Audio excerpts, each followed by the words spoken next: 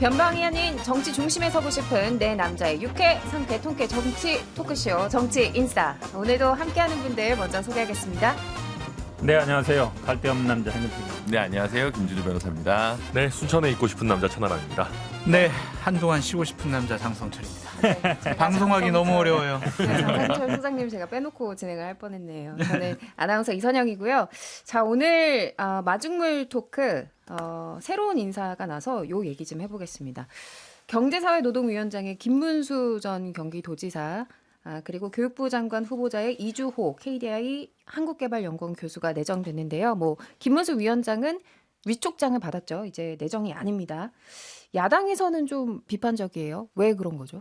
아니 일단은 올드보이인 거 다 아시고 예전에 일단 MB 정부 때 다 역할을 했던 분들이잖아요. 네. 그리고 김문수 전 씨 아시겠지만 극좌는 아니었죠. 옛날 노동운동 하시다가 이제 어찌 보면 거의 태극기 부대 수준으로 가신 분인데 이분이 과연 경사노위가 뭐 하신다는 알잖아요. 네. 어쨌든 사회적 대타협 이런 걸 해야 되는 데인데 과연 할 수 있겠냐 이런 생각 들고 이분도 이제 아마 그때는 아마 교육과학기술부 이렇게 합쳐져 있었어요. 그때 이제 아마 장관 하셨는데 고교 서열화라든지 아니면 우리 학종이라든지 아니면 입학사정관제 이런 거를 많이 경쟁을 심화시키는 쪽으로 했던 분이거든요. 네. 그거보다 사실은 그렇게 사람이 없나 돌려막기 아니냐 예전에 이렇게 했던 분들을 다시 써야 되나 그러니까 검사 출신들 말고는 인물이 없나 아까 말씀처럼 이건 새로운 인사라고 볼 수가 없어요. 그러니까 올드보이 귀환이긴 한데 그래도 너무 심하다 이렇게 보입니다.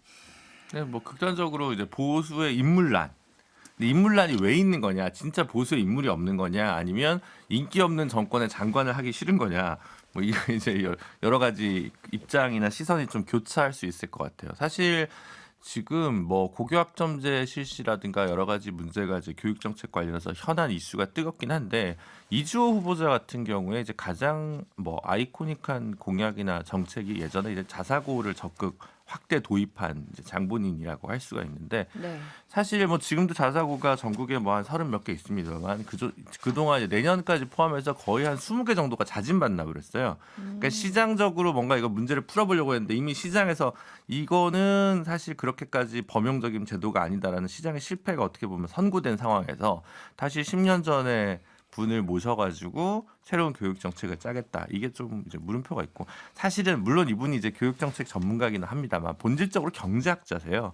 네. 경제학 박사 출신이기 때문에 사실 이것도 조금 그런 방식의 어떤 경제적 인간형 혹은 노동과 교육을 그대로 교직시키는 방식의 교육 정책 중심으로 짜는 게 맞냐라는 저는 이제 의문이 있고 경사노위는 노동 관련해서 물론 이제 김문수 위원장님이 20세기에 눈부신 노동운동 활동을 하셨습니다만 21세기에는 전혀 다른 컨셉으로 이제 활동을 하셨는데 이게 좀 협치나 사회적 대타협이 덕목이 되는 경사노위 위원장으로서는 조금 아쉽지 않나 혹은 이제 노동계에서 봤을 때는 이게 지금 그냥 농공행상 인사지 사회적 대타협을 위한 인사라고 좀 받아들이기는 힘들 것 같아요. 김문수 전 지사의 경우 좀 굉장히 극단적인 전환을 하신 인물이 아닌가, 되게 입체적인 인물이다 이런 생각이 들거든요. 네. 잠깐 이제 여당 쪽 제가 왜 이렇게 고장이 나죠? 저 보수파 패널이에요. 약간 지금 제가 헷갈려요. 장 소장님이 심리적 야당이시잖아요, 요즘. 네, 심리적으로 제가 좀 헷갈리는 것 같아요. 보수파. 일단은 여당 쪽 이야기 한번 들어보고 이따 다시 질문 드릴게요. 제가요? 예. 네. 일단 저는 이제 저희가 보면 예전 올드보이들이 많이 나온다, 돌고 도는 인사를 한다 이런 얘기 할 때 청문회가 이게 통과가 힘들다, 다들 꺼려한다 이런 얘기 많이 하지 않습니까? 그러면은 청문회 안 해도 되는 자리에 감동적인 인사를 하면서 그런 얘기를 해야 됩니다. 우리 청문회 안 거치는 자리는 기가 막힌 인사들을 할 수가 있는데 좀 청문회 제도가 우리 좀 개선이 필요해요. 근데 대표적으로 청문회 안 해도 되는 최근에 발표한 게 지금 김문수 경사노위 위원장인데 네. 그다지 감동적이진 않잖아요. 그러니까 이러면 안 된다는 거고 지금 보면 김문수 지사 같은 경우는 극우와 극좌를 넘나들어서 대화를 이끌어낼 수 있고 저는 그거는 좀 아니라고 생각하고 특히 최근에는 무슨 부정선거 이런 얘기까지 하셨는데 그거는 이제 합리성의 범위를 좀 넘어간 주장이거든요. 좀 선을 넘었다. 예, 아무리 우리가 이제 표현의 자유와 사상의 자유를 넓게 보더라도 저는 그다지 좋은 인사인지 잘 모르겠고요. 지금 당내에서 보면 천하람 변호사님이 이제 선을 넘고 있어요. 선 넘은 건 아닌데 아니 여당인 줄 알았더니 또 야당인 줄 알았어요. 아니 그 아니 심리적 그게 아니라 야당이라니까. 지금 좀 추세에 몰리신 것 소신을 얘기하면 뭐 같으니까 맨날 야당이라 그러니까. 장성철 소장님 이야기도 한번 들어볼게요. 저도 똑같은 입장이에요. 지금 노동환경, 교육환경이 많이 바뀌었는데 과연 15년 전에 인물들로 지금 복잡 난해해진 교육 문제, 노동 문제를 해결해 나갈 수가 있을까? 교육과 노동에 대한 미래를 우리가 새롭게 설계하고 여러 가지 대안을 마련할 수 있을까? 이런 걱정이 좀 있습니다. 특히 김문수 이번에 위원장 같은 경우에는 유튜브를 찾아보면 상당히 강한 주장을 많이 한 것들이 있어요. 상당히. 엄청나게 많은 강한 주장을 했어요. 근데 여기가 인사청문회가 필요 없는 자리니까 별 문제가 없었지. 만약 인사청문회 하는 자리였으면은요. 아마 청문회에서 어마어마한 일이 벌어졌을 것 같다라는 좀 생각이 듭니다. 막 시청률 엄청 올라가고. 그렇죠. 근데 참 천하람 변호사님 말씀하셨던 것처럼 감동적인 인사는 아닌 것 같고 이러한 인사들로 통해서 윤석열 정권 야 사람들이 이제 정신 차리고 잘 쓰는구나. 야 이제 한번 다시 관심 가져볼까? 지지해볼까? 이렇게까지는 안 갈 것 같아요. 그러니까 저 스스로도 꼭 이분들밖에 없었나? 그런 생각이 듭니다. 네, 오늘 마중물 토크 여기까지 하고 일단 광고 듣고 오시겠습니다. 네, 지금 여러분은 정치인싸와 함께하고 계십니다. 첫 번째 이야기 한번 해봐야 될 것 같은데 지난주에 장 소장님께서 네. 아, 왜 민주당 얘기 안 하냐고. 해야죠. 네, 네, 제가 다 해야죠. 봤거든요. 참관하러 왔다가. 그래서 네, 네. 민주당 이야기로 시작을 한번 해보겠습니다. 감사합니다. 이번 주에 이 교섭단체 대표 연설이 있었어요. 수요일 네. 목요일에. 먼저 이재명 대표가 당대표 자격으로 첫 번째 교섭단체 연설을 하러 연단에 올랐는데 네. 다들 보셨나요? 아 봤죠. 저기 네. 방송해야 되니까 보느라고 힘들었어요. 아니 근데 이재명 대표가 야당 대표가 연설을 하는데 여당에서 막 박수 소리가 처음 일이었어요. 나오더라고요. 면책 특권을 포기하고 네. 선동 정치를 뭐 우리가 이제 뭐 포기하겠습니다 이런 거잖아요. 나머지는 야유도 하고 막 그러지 않았어요? 그것도 계속 박수 야유- 소리도 그 나오기는 그 박수 친 했죠. 것도 약간 매기는 박수였잖아요. 약간 네, 조롱성 진짜. 뭐 네. 이런 거였죠. 네. 그래서 상당히 이례적인 일이 벌어졌다라고 볼 수밖에 없고 이 뭐 대표 연설이야말로 이재명 당 대표가 내가 꿈꾸는 대한민국은 이런 나라예요라고 하면서 정치, 경제, 사회, 문화, 외교, 안보와 관련해서 본인의 가치관과 철학을 얘기를 했다. 네. 전반적으로 다 원론적인 얘기이기 때문에 흠을 찾아볼 수는 없었다. 특별한 이야기는 없었다. 그렇죠. 그러니까 주호영 원내대표가 정확히 말씀하셨더라고요. 이상적인 얘기다. 이상적인 얘기야. 그렇게 얘기를 하셨는데 저는 여기서 주목을 했던 것은 뭐 다른 뭐 헌법 개정 부분도 있었지만 저는 한동훈 가만두지 않겠어라고 읽혀졌어요. 그렇게까지 네, 해석되셨어요? 오. 이 연설 원고 중에 이런 부분이 있었거든요. 시행령 통치는 삼권 분립 위반이고 네.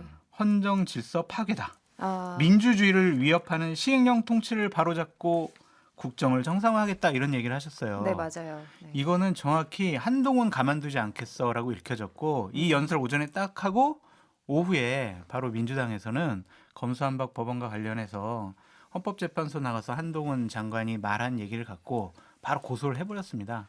그래서 이제 한동훈 장관이 민주당을 향해서 여러 가지 사법적인 조치를 취하니까 민주당도 우리도 가만히 있지 않겠어. 틈만 나면 너도 고소 이렇게 나올 것 같다. 그래서 앞으로 여야 간의 대립 그리고 국정감사에서 한동훈 장관 상당히 많이 괴롭힘 당할 것 같다라는 생각이 들었습니다.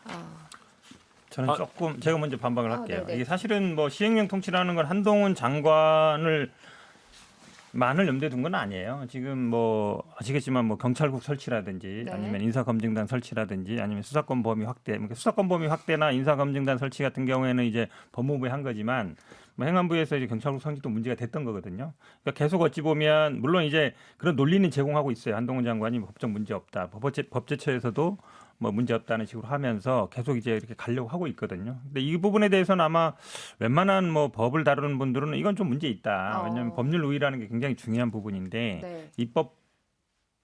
입법권을 침해하는 게 아니냐. 한마디로 얘기하면 이제 상권 분립 위반 아니냐 이 부분인데 이 부분은 계속 나올 수밖에 없는 거예요. 그래도 다시 감정이 시도하지 좀 마라 이런 거고. 감정이 좀 들어가 있어 아니, 보이지 그런 건 않아요? 아니고. 명예훼손 그거 그다음에 진짜 그- 이상하더라고요. 그쵸. 네. 물론 이제 법정에서 변론한 거 가지고 고발하는 경우는 흔치 않습니다. 네. 흔치는 않은데 이건 이제 당에서 한 게 아니라 박홍근 원내대표가 한 거예요. 왜냐하면 그 변론할 때 박홍구 원내대표가 뭐 내가 누구 뭐 문재인 대통령 뭐 이재명 상임고문 지키겠습니다. 이제 그래서 이제 그 다음에 이 법안 뭐 검찰청법 이런 거 개정한 거다 이렇게 가니까 한 거라서 이거는 뭐 당 차원의 일은 아니다. 그리고 네. 시행령에 대한 이런 부분은 사실은 제가 보기에는 만약에 또 다시 어떤 방법으로든지 간에 시행령을 바꿔서 뭐 법을 안 바꾸고 뭘 하려고 한다 그러면 당연히 붙을 수밖에 없는 상황이에요. 당 차원의 일이 아니면 원내 대변인이 왜 이거를 자기가 고소했다고 당에서 고소했다고 원내대표가 하니까 원내대변인이 했겠죠. 그럼 당 차원이지 그게. 당이죠. 당에서 한 거죠. 그 당에서 한 정도는. 거죠. 그게 근데 뭐예요. 저는 이게 결국 이런 것 같아요. 그 여론조사 결과를 보면 한국갤럽 자체 조사 기준으로 보면 그 지난주 거 20일에서 22일 날 시행해가지고 23일 날 발표한 거는 34대 34 민주당 대 국민의힘 지지율이 동률이었고요. 오, 네. 근데 이제 엊그저께 27일부터 29일까지 해서 30일 날 갤럽에서 발표한 거 이 두 개 다 한국 여론조사 중앙 여론조사 심의위원회에서 확인할 수 있습니다. 거기서는 이제 국민의힘이 31% 민주당이 36% 다시 역전이 됐어요. 근데 지금 7월 넷째 주부터 계속 이렇게 왔다 갔다 하고 있거든요. 그러면 이제 국정 지지율이 굉장히 낮은 상황에서 민주당이 크게 못 치고 올라가는 이유에 대한 부분이 좀 있잖아요. 그러니까 여러 가지 이슈가 있겠지만 결국 이제 그 부분 뭐 사법 리스크라든가 뭐 호감도가 좀 낮아진 이재명 대표의 약점이라든가 이런 것들이 있지만 결국 그거를 본인이 민생을 통해서 해결하겠다고 이제 계속 얘기를 했고 이번 네. 연설에도 구체적인 법안들이 좀 들어가 있어요.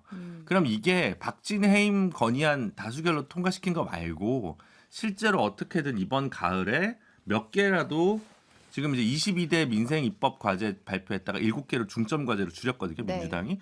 그거든 아니면 거기에 없지만 이번 교섭단체 대표 연설에 포함된 안들 이 중에 뭐 국민소환제 같은 것도 포함되어 있겠죠. 그런 것들을 아니면 민생 입법 중에 이제 폭리제한법이나 안전운임제, 그 일몰제 유지라든가 이런 것들의 성과를 내야 이제 이재명이 대표가 정치인으로서 뭔가 다시 제도약 즉 지금은 말의 성찬이 중요한 게 아니라 실적 기반으로 한 신뢰 회복이 이재명 대표한테는 급선무고 그래서 저는 전문 내용은 좋은데 이걸 어떻게 실현하냐에 따라 좀 달려 있는 것 같아요. 그 본인의 사법 리스크를 결국에는 이제 민생 그 문제 좀 해결해서 격파하겠다 이런 의도가 엿보였지만 네, 어쨌든 행동으로 보여줘야 된다. 네, 이런 결국 값이 말씀이셨고 나와야 되는 거죠. 천하람 변호사는 어떻게 들으셨어요? 네, 일단 사법 리스크를 민생 행보로 돌파할 수는 없습니다. 아 그런가요? 네, 왜냐하면 사법 리스크는 그 자체로 굉장히 폭발력이 있어요. 그러니까 물론 그게 계속 가진 않아요. 그러니까 딱딱 터지는 포인트들이 있습니다. 뭐 기소될 때, 뭐 예를 들면 뭐 1심 판결 나올 때, 뭐 이런 식으로 터지는 포인트들이 있는데 그게 터지고 정말로 증거가 나오면은 그걸 막을 수 있는 거는 없어요. 아무리 뭐 선정을 펼친다고 해도. 네. 근데 이제 그와 별개로 뭐 민생을 열심히 하겠다라는 뭐 모양새를 주는 거는 나쁘지는 않은데.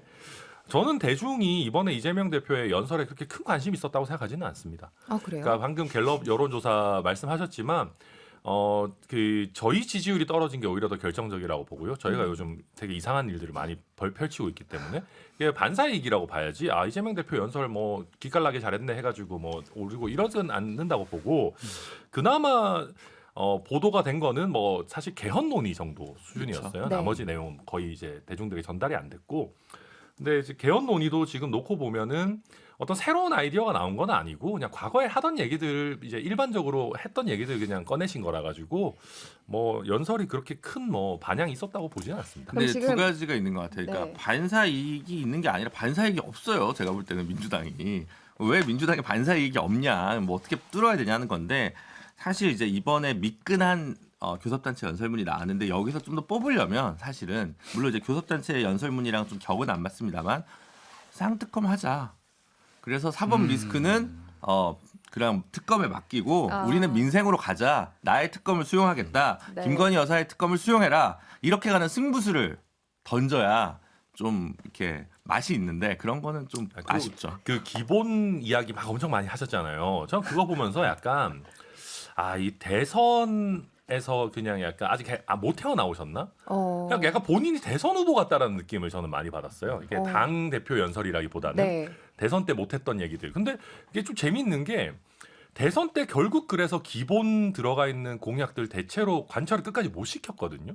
그래서 그 미련이 남은 스피치가 아니셨나 저는 그 정도로 봅니다. 그래서 그 기본에 대한 그 이야기를 많이 했다고 하셨는데 세 보니까 32번 언급을 했어요. 근데 좀 특이한 게 주목할 만한 게 기본에 대한 좀 부정적인 생각을 가지고 계신 분들도 있다고 판단을 한 건지 기본 소득이라는 단어를 기본 사회로 바꿔서 이야기한 게 저는 좀 눈에 띄었었거든요. 뭔가 의도가 있는 이 변형인 거죠. 뭐 그런 건 아니고요. 사실 뭐 첫 번째 대표 연설이다 보니까 이제 화두를 던지는 데 의미가 있었던 것 같고 이제 뭐 개헌 얘기도 그렇습니다. 그러니까 사연 중임제 사실 이제 좀 뭐 개헌이라는 얘기 워낙 많이 나왔는데 사실은 될까 이 생각을 하는 분들이 많거든요. 그러니까 총선과 연계했다는 게 조금 제가 보기에 의미가 있습니다. 그러니까 총선 때 아마 이제 윤석열 대통령도 뭐 개헌에 반대 꼭 해야 할 것인가 이런 부분이 있는 거고 그나마 예전처럼 뭐 특위 만들어서 하자 이건 제가 보기에 그냥 하나만 한 얘기예요.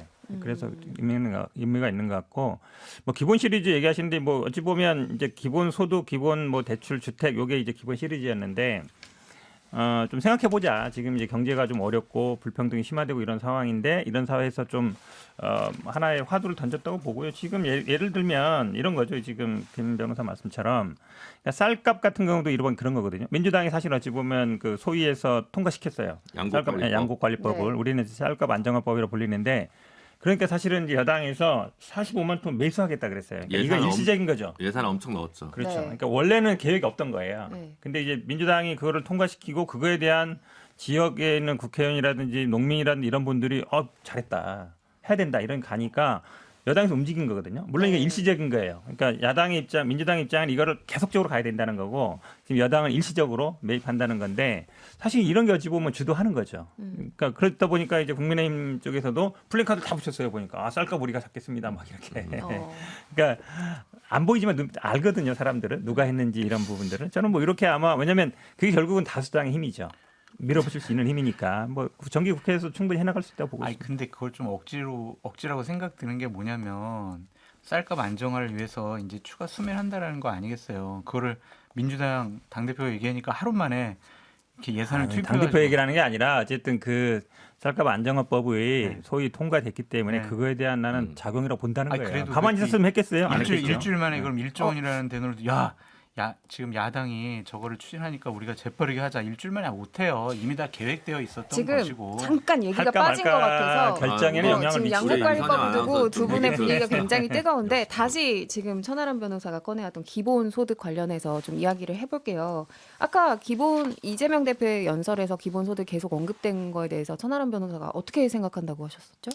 네, 일단 그러니까 이게 얘기하기는 쉬워요. 되게 이상적인 얘기죠. 그러니까 저희 당 정강 정책 1조에도 있습니다. 기본소득. 근데 결국 이거를 하기 위해서는 저희가 세금 부담을 어떻게 늘릴 것인지, 재원을 어떻게 마련할 것이고, 어떻게 또 이게 형평성 있게 또 분배할 것인지 이런 논의들이 따라와 줘야 돼요. 네. 그러니까 저희 정강 정책에 기본소득을 넣어 놓은 것도 당장 내일 모레 하자는 것은 아니거든요. 왜냐하면 가면 갈수록 우리 뭐 AI라든지 로보틱스라든지 이런 것들이 개발되면 진짜 고용 없는 사회가 될 수도 있습니다. 그럴 때를 대비해서 우리가 기본소득이라고 하는 거에 대한 연구를 지속적으로 해나가야 된다는 의미지. 그래서 여튼 저는 그래서 이재명 대표께서 기본이라는 브랜드를 만들기 위해서 저는 오히려 그 개념들을 약간 흔들고 있는 게 많다고 봐요. 그러니까 예컨대 기본소득 같으면 학계라든지 글로벌하게 통용되는 거는 소득 대체성이 있어야 된다고 보거든요. 그러니까 말 그대로 어느 정도 소득이 돼야 되는 거예요. 근데 이재명 대표 말씀하시는 거는 월 8만 원 정도 수준을 말씀하셨고 차츰 조금 높이자라는 건데 월 8만 원이면 이건 그냥 기본 수당, 뭐 기본 용돈이거든요. 소득이 아니다. 네, 근데 이걸 가지고 본인의 브랜드로 기본 소득이다라고 하기 시작하면은 오히려 논의를 좀 오염시키는 면들이 있다. 이건 너무 뭐만 하면 기본 붙이시는 게 좀 과하다. 근데 지금 정강정책 국민의힘 정강정책 1번 언급하셨는데 이거에 대해서 유승민 의원이 이거 이재명 의원의 이런 뭐 기본소득에 대한 논의를 좀 우리가 격파하려면 이거부터 바꿔야 된다 이런 이야기도 했거든요. 저는 그건 안 맞다고 생각해요. 그러니까 왜냐하면 논의할 수 있어요. 그러니까 그 유승민 의원도 심지어는 안심소득 이런 얘기 하시거든요. 그러니까 물론 우리가 기본소득이라는 논의의 장을 얼마나 넓게 볼까도 뭐 생각해 볼 수 있지만 안심소득도 어찌 보면 그 대안 중에 하나라고 할 수도 있어요. 그렇기 때문에 이걸 뭐 저희 정강정책에서 빼야 된다. 이재명 대표가 이걸 가지고 여론몰이를 하니까 빼야 된다. 저는 그렇게 생각하지 않고 오히려 저희가 더 적극적으로 뭐 미래의 논의가 필요한 부분들 뭐 여당 내에서도 논의를 해도 된다. 좀 그렇게 생각해요. 아니, 그러니까 한마디로 얘기하면 내가 정강정책 이렇게 돼 있어요. 국가는 국민 개인이 엄청 빨리 기본소득을 찾으셨네요. 통해 안정적이고 자유로운 삶을 영위하도록 적극적으로 뒷받침하여 4차 산업 시대를 대비한다. 그러니까 기본소득 4차 산업혁명 시대 대비 이게 딱 돼 있는 거예요. 이게 기본 개념이거든요. 네. 그러니까 지금 천 변호사 말씀처럼 물론 당연히 지금 현재 상태에서는 뭐 전 국민 상대로 일정한 뭐 소득을 보장해 주는 정도는 어렵죠. 어렵죠. 근데 어려운데 지금 사실은 그러니까 이제 대표연설에서 그런 얘기 했잖아요. 박근혜 전 대통령이 노인들한테 20만 원 수당 지급한 것도 어찌 보면 그런 개념이다. 그리고 윤석열 대통령도 지금 뭐 저 부모들한테 100만 원 급여를 지급한다고 얘기하잖아요. 그런 것도 비슷한 개념이라는 거예요. 그러니까 차차 나가는 것이지 어느 날 갑자기 딱 하루 뭐 모든 국민에게 뭐 한 달에 200만 원씩 그거는 불가능하잖아요. 근데 사실은 전제는 그런 거죠. 지금은 유아수당, 뭐 아동수당, 그다음에 노인수당, 청년수당 이렇게 가고 있는데 점점점 포커스는 정민 쪽으로 가고 있는 거예요. 금액도 어찌 보면 점점 늘어나는 거고 요거를 조금 더 확대하자라는 그렇게 얘기를 하는 거죠. 그러니까 확대하자라는 원론적인 얘기를 한다라는 것은 저는 요설이고 궤변이다라고 말씀드리고 싶어요. 세다. 이번에 대표 연설에 무슨 얘기가 들어가 있었냐면 출생에서 사망까지 국가가 국민의 삶을 보장해주고 커버해야 된다 이런 식의 얘기 있거든요. 네. 이상 국가예요. 이거는 이건 19세기 산업혁명이 이루어졌을 때 영국에서부터 요람에서 무덤까지 이거는 될 수 없는 일을 얘기를 한 거다라고 말씀드릴 수밖에 없는 지금 것이고 수도 있죠. 간만에 정말 세금을 엄청 여야 많이 양쪽 동해에서 패널을 기름이 데리고 아니, 이야기하는 요람에서 분이거든요. 하나만. 지금 굉장히 열기가 뜨거워지고 있어서 저희가 광고를 듣고 와서 이어서 이야기하도록 하겠습니다. 광고 듣고 오시죠.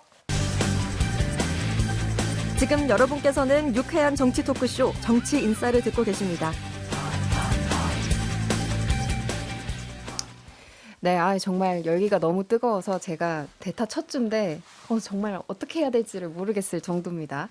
자, 그러면은 이야기를 이어서 하기 전에 유승민 전 의원 이야기가 살짝 나왔어서 여론조사 하나 살짝 짧게만 짚고 넘어갈게요. TK 지역에서 유승민 전 의원이 굉장히 각광받고 있다고요?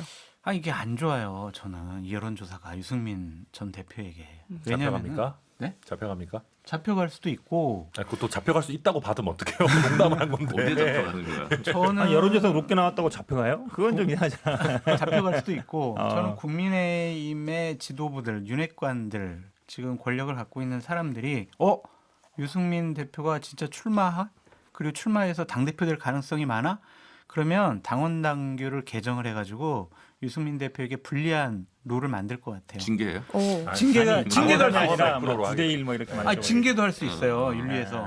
근데 그렇지. 중요한 거는 지금 당원 70%, 일반 국민 여론조사 30%거든요. 네. 이거를 당원 100%. 그래 좋아. 일반 국민 여론조사 하는데 일반 국민도 국민의힘 지지층만 대상으로 한다. 이런 식으로 바꿀 것 같아요. 그런 얘기가 지금 솔솔 나오고 있어요. 김재원 전 최고위원 같은 경우 지금 이런 얘기 하고 있거든요.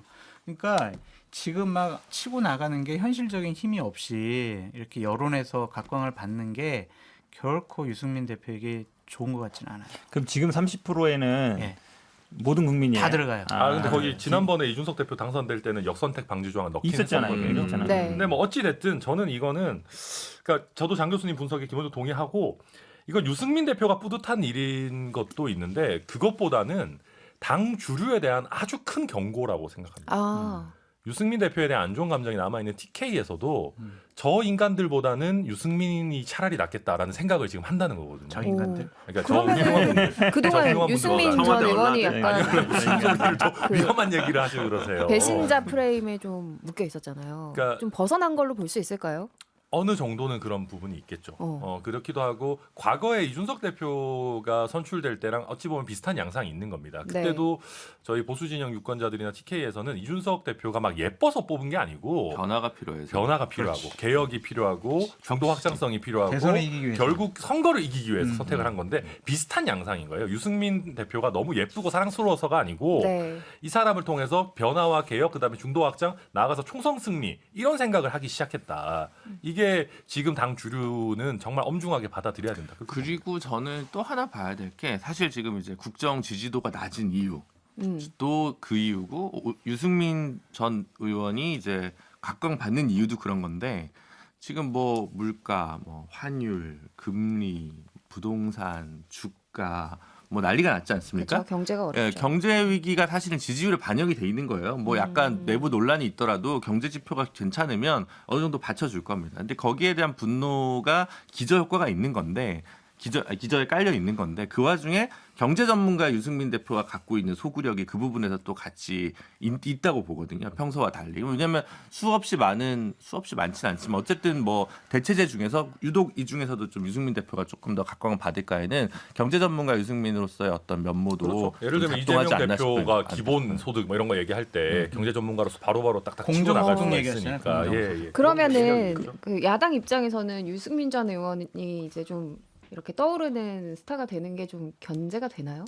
야당 입장에서 좋은 건 아니죠. 항상 뭐 유승민 의원 입장에 합리적 보수 뭐 이렇게 돼 있고 그렇다 보면 아마 지금 정부 여당이 사실은 어찌 보면 뭐 지지율 나타나고 있지 않습니까? 네. 24% 정도 나타나고 있는 거 보면 근데 이제 국민의힘 지지는 그보다 더 높아요. 그럼 국민의힘 지지자들 중에 윤석열 정부를 지지 못하는 분들이 있는 거잖아요. 그렇죠. 그러니까 지금 이제 김기현 의원이나 이런 분들은 다그 민주당 지지자들은 역선택이야 이렇게 얘기하지만 실제로는 그렇지 않을 수 있다는 거예요. 국민의힘 지지자들 중에도 이 윤석열 정부 이대로 안 된다고 생각하는 사람이 있으면 그러니까 국민의힘 지지자들 중에서도 유승민이라든지 아니면 이런 분들을 선택할 가능성이 있는 거예요. 단순히 그러니까 이거는 일반 여론 아니면은 뭐 민주당 지지자들이 역선택이다라고 볼 건 아니고 네, 진짜 민주당 그 입장에서도 실망한 사람들을 잡을 생각을 해야지. 뭐만 하면 역선택이래. 자꾸 마법의 단어 같아요. 자꾸. 그렇죠. 예. 민주당 입장에서는 만약에 유승민 의원이 당대표가 되고 만약에 약간 개혁적이고 젊은 우리 천하람 변호사 같은 분들이 쫙 포진해서 선거를 하면 긴장 안 할 수 없죠. 라이징 스타로 네. 지금 임명을 그렇게 그렇죠. 언급해 주는 게 안 좋다고요.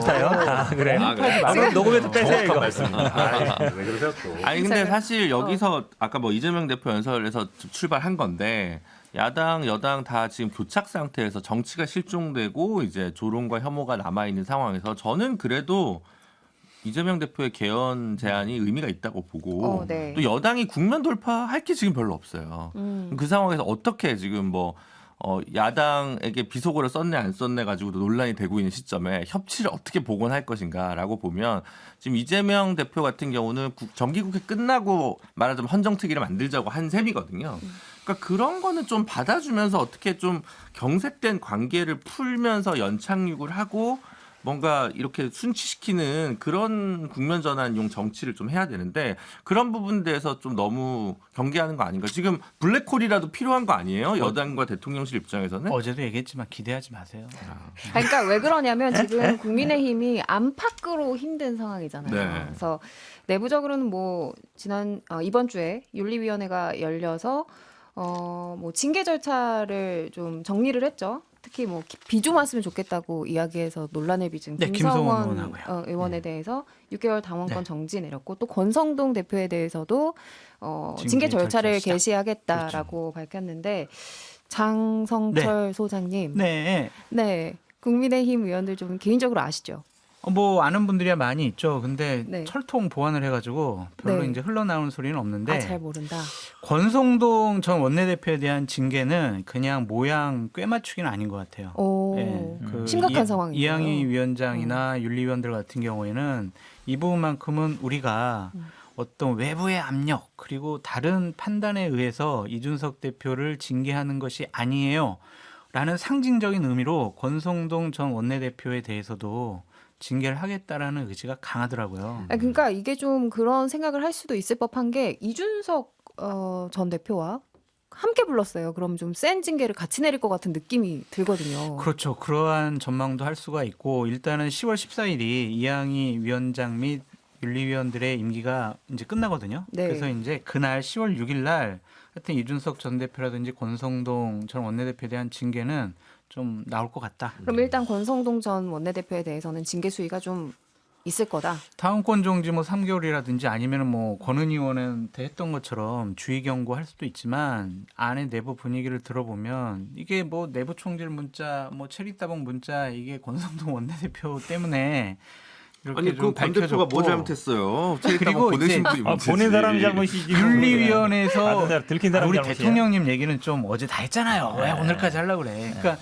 또 하나 문제 삼는 게 김성원 의원이 그날 비왔으면 좋겠어요 하면서 조금 안 좋은 말들을 했는데 권성동 원내대표도 그 이후에 여러 가지 워딩들을 보면 상당히 좀 부적절한 얘기를 많이 했다라고 네. 판단을 하더라고요. 그래서 저는 징계 수위가 낮지는 않을 것 같아요. 근데 저는 권성동 원내대표 징계하는 건 말도 안 된다고 생각합니다. 그래요? 저는 징계 반대입니다.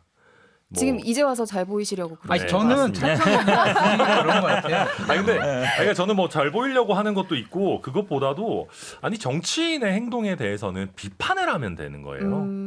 그러니까 이게 정말 그 공론장에서 다룰 수 없을 정도의 막말 같은 경우라면 뭐 정말 예외적으로 징계를 할 수 있죠. 김성원 의원의 얘기 같은 거. 네. 근데 그게 아니라 공론장에서 비판할 수 있는 일이면 비판하고 넘어가면 됩니다. 그러니까 권성동 의원이 체리 따봉 그 공개된 거 욕 많이 먹었잖아요, 이미.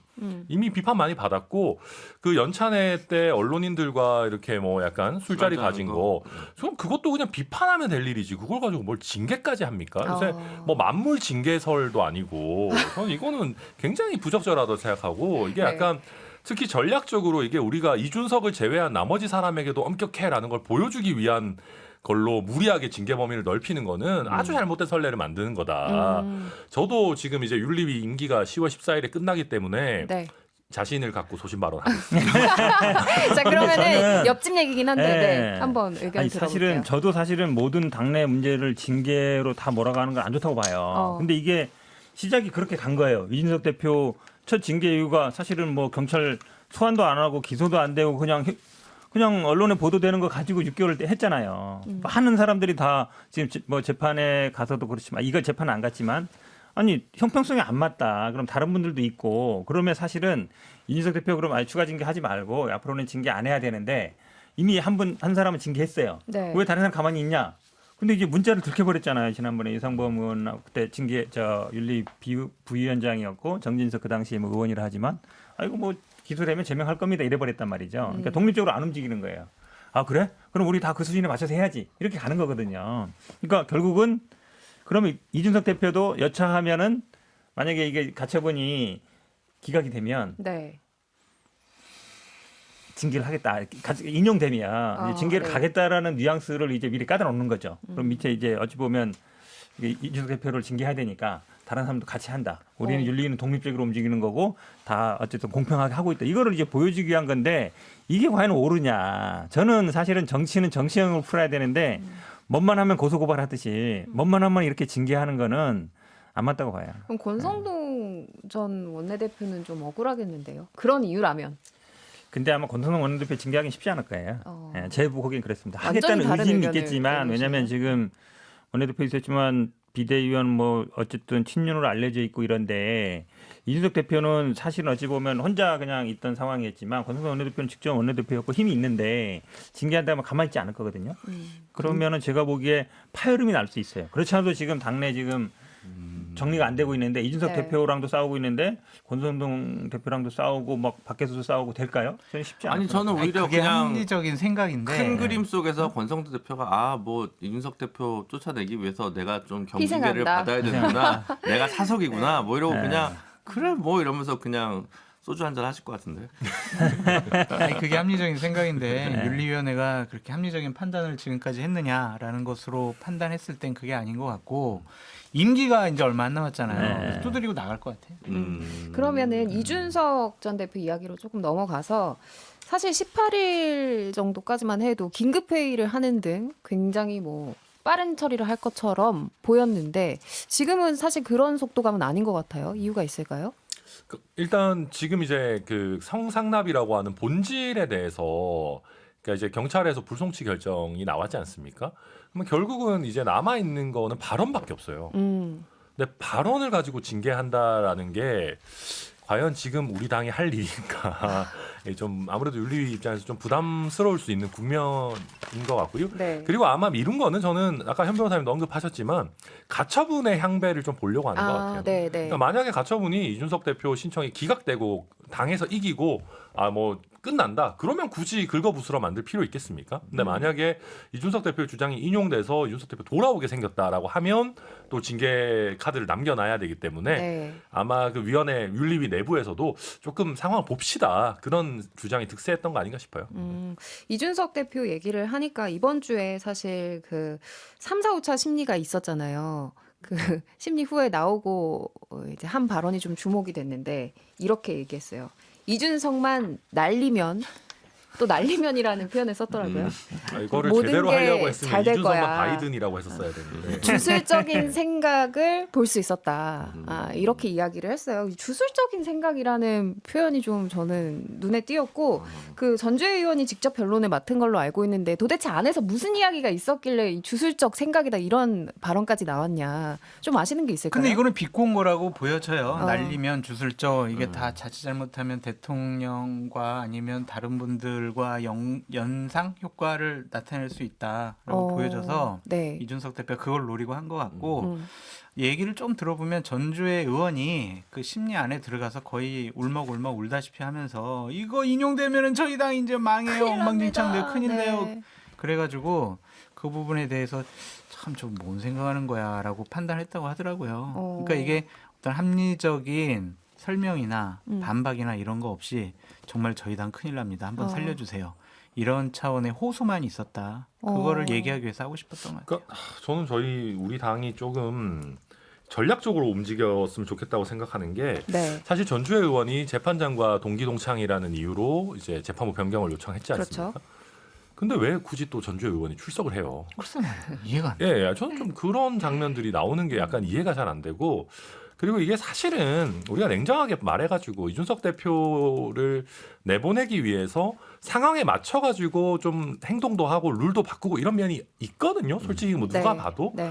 근데 그걸 이제 계속 아니다라고 하려고 하다 보니까 말이 좀 꼬이는 것 같더라고요. 보니까 뭐 예를 들면 기존의 비대위원들도 왜 다 사퇴했습니까? 그럼 그냥 다 개별적으로 일신상의 사유로 사퇴했습니다.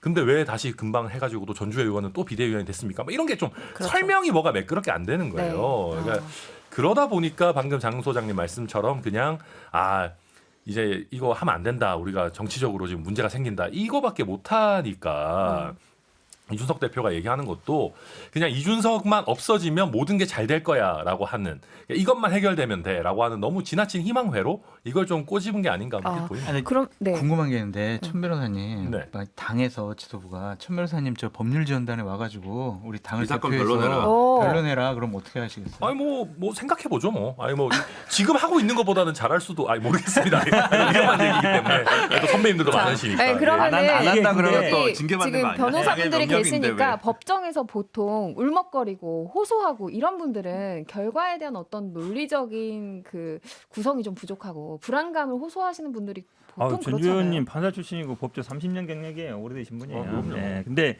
재밌는 게 사실은 지난번에 내가 이분 나왔을 때 얘기했는데 그 당시에 2차 그러니까 처음 비대위일 때도 비대위였잖아요, 이분이. 근데 2차 비대위는 그 당시 취하돼서 내가 당사적 적격 없는데 왜 나왔을까 막 이런 얘기 했는데 네. 이번에 이제 5차 가처분이 새로 비대위 또 됐잖아요, 이분이. 그러니까 그 자격으로 나온 거예요. 변호사 자격이 아니라 비대위원 자격으로. 네. 당사자 자격으로 네. 나왔는데 말씀하신 것처럼 뭐 큰일 난다 이 얘기도 많이 했는데 재미있는 얘기를 뭐 했냐면 조광특위 우리 지금 지역에 이렇게 비어있는 사람이 이렇게 많은데 우리 조광특위 없는 것도 지금 비상 상황이다 막 얘기했어요. 근데 지금까지 그게 논쟁이 된 적이 한 번도 없어요. 왜냐하면 논쟁이 되면 이게 예를 들어 소급표냐, 뭐 처분적이냐, 뭐 당사자 적격이 있냐, 뭐 소외 이익이 있냐 이렇게 벌써부터 법적으로 복잡하네요. 다퉈왔는데 네. 아니 사실은 지금 저 지역구에 비어 있고 조광특위 구성이 안 된 게 비상 상황입니다라고 생각하는 사람이 아무도 없어요. 근데 제가 보기에 이거는 본인의 생각이에요. 맞아. 본인이 일단 저 어디를 가야 되는데 강동가. 어디를 가야 되는데 거기를 못 가고 있으니까 네. 아유, 지금 이 지역구 위원장 선임 안 되고 있는 게 비상 상황입니다. 그 얘기를 막 했어요. 그러니까 이준석 대표도 또 아니 그게 뭔 상황이냐. 그건 다 내가 임명하려고 그랬는데 못한 거다. 그리고 그런 걸 비상 상황이라고 우리 당헌 당규에 안 돼 있거든요. 당헌 당의 비상 상규는 뭐 최고위원이 사퇴하거나 뭐 당 대표가 거리거나 이런 걸 돼 있어서 제가 보기에 이분이 그냥 하도 자기 국민의힘 당헌 당규를 많이 보셔가지고 이제 우리 당헌 지금 당규를 지금 여야가 계속 헷갈려요. 네. 아 진짜요? 요것만 짤로 편집점으로 만들어서 개인적인 쇼츠로 어떤 내보내야 이해관계를 읍소하러 간 게 아닌가 그런 생각이 좀 들었어요. 네. 김준호 변호사는 아니 어떻게 뭐 생각하세요? 전재 의원님이 되게 그 뭐 뛰어난 법률가셨는데 지금 이제 본인 이해관계가 좀 걸리다 보니까 격앙된 태도로 법정에서 임하셨던 것 같고 글쎄요 뭐 되게 난감할 것 같아요 국민의힘 입장에서는. 저는 이제 지난번에 가처분 결과 이후에 저는 이 재판의 결과를 저는 이제 예단하기 좀 어려워져가지고 늘 말씀을 드릴 때마다 굉장히 조심스러운데 저는 예전에 또 저희가 방송에서 한번 그런 말씀 드렸잖아요. 정 안 되면 최고위원들 다시 뽑고 다시 재사퇴해가지고 이 문제를 돌파할 것 같다. 국민의힘에서. 그래서 그럴 경우에는 어떤 가처분도 무용해질 것이다. 그렇기 때문에 결국 이별할 수밖에 없지 않겠냐라는 생각이 들고 오히려 이제 국민의힘에서는 혹은 윤핵관들께서는 무슨 구상을 할까? 이렇게 난파된 당으로는 총선을 대응을 못할 텐데 도대체 김한길 위원장님은 이제 무슨 생각을 하실까? 어떤 또 형제 자매 뭐 정당이 나오고 뭔가 이제 대통합 신당이 나올까 뭐 이런 게 사실은 좀 그 다음 수가 궁금해져요. 이거는 약간 저는 그냥 이준석 대표 지지층에서는 굉장히 마음에 안 들겠지만 어떻게 보면 어떤 통과 의례 이렇게 좀 보여지는 측면, 이게 역질이 불가능해진 거 아니냐는 생각이 드는 거죠. 제가 조금 첨언하면 사실은 지금 뭐 당사 적격이 있냐 없냐, 뭐 소외 이익이 없냐, 국회 부의장 겸직이 가능하냐, 이거는 제가 보기에 큰 쟁점은 아니고 이제 어쨌든 이준석 대표 측에서 얘기했던 건 소급 입법, 그다음에 처분적 법률 요거 두 개였는데 네. 이게 사실은 법은 아니거든요. 당헌이 그냥 자치규범이란 말이죠. 이게 사적 결사체이기 때문에 그럼 이제 반드시 금지되느냐, 소급 입법이냐, 사실은 헌법상의 소급 입법도 참정권에 대한 건데 이게 참정권에 대한 거냐, 이제 그 부분이 사실 법정에 다투어졌는데, 그러니까 자치규범 같은 경우 이렇게 법만큼 엄격하지가 않아요. 그러다 보니까 뭐 자치규범은 그냥 자기들끼리 정할 수 있는 거 아니야? 소급 입법에 해당 안 되는 거 아니야? 이런 그 쟁점이 있는 것 같고, 네. 그다음에 이게 처분적 안 된다 그러는데 법정에서도 보니까 이게 당헌 당규로 바로 해임되는 게 아니고 당헌 당규에 따라서 비대위가 설치되기 때문에 해임되는 거다. 그래서 직접적으로 처분적이 아니다.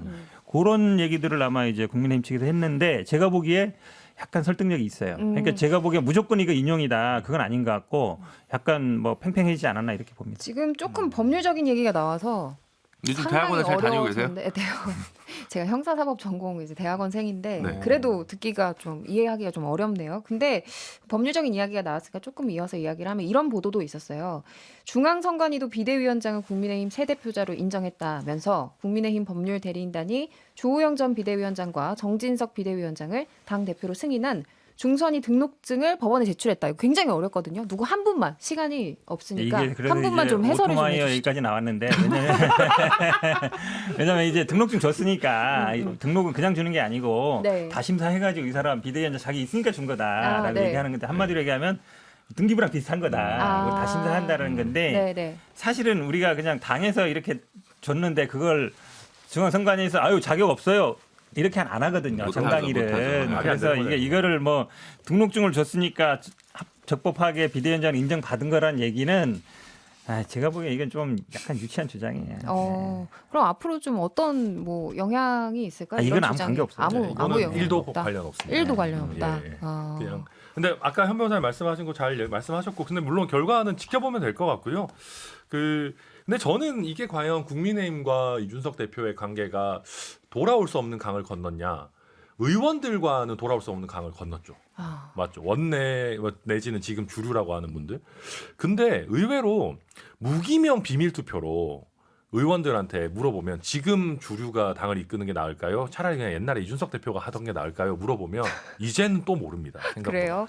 게다가 당원들도 보면 뭐 아직까지 주류인지는 모르겠지만 이준석, 유승민을 지지하는 상대적인 개혁 성향의 당원들의 포션도 그러니까 무시할 수 있는 수준은 아니거든요. 네. 그러니까 뭐 앞으로 어떻게 펼쳐질지는 좀 봐야 되고, 뭐 완전히 이준석이 돌아올 다리가 끊겼다? 뭐 그렇게 보기는 어려울 것 같아요. 네.